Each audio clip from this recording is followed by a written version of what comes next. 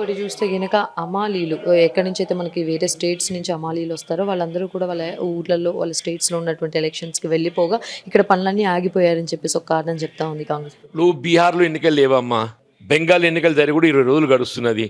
అమాలీస్ వచ్చిండ్రు, వాళ్ళు పని లేక ఏదైతుందో వాళ్ళు తిరిగిపోతున్నారు. వాళ్ళకి ఏదైతుందో అంత దూరంకి వెళ్ళి ఇక్కడికి రావటం ఏదైతుందో ఉపాధి నిమిత్తం వస్తారు. రోజుకో 12 గంటలు పనిచేసే లక్ష్యంతో వస్తారు అమ్మ. 12-18 గంటలు పని చేస్తారు వాళ్ళు. రోజు 4 గంటలు పని లేకుంటే వాడు ఎట్లా గడపాలి? వాడు రోజు 4 గంటలు పని లేకుంటే ఎట్లనమ్మా? గతంలో ఏదైతే 12 గంటల పైగా పని చేస్తుండే. అంటే ధాన్యం తూకం, అన్లోడింగ్, రవాణా ఇవన్నీ కూడా సమన్వయంతో పనిచేయాలి.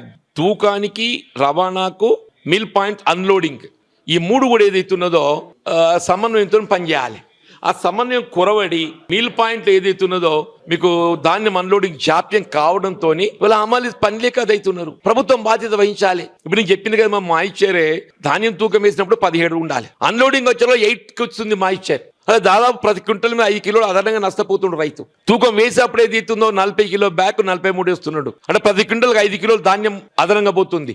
అదొక 5, ఇదొక 5. రైతు ప్రతి క్వింటల్ ధాన్యం పైన 10 కిలోలు నష్టపోతుంటే 10 × 25 రూపాయలు లెక్క పెడితే 250 రూపాయలు. ఇది nothing but RR tax. Revanth Reddy ప్రభుత్వం నిర్లక్ష్య ఫలితం రైతు ప్రతి క్వింటల్ 250 రూపాయలు నష్టపోతుంది.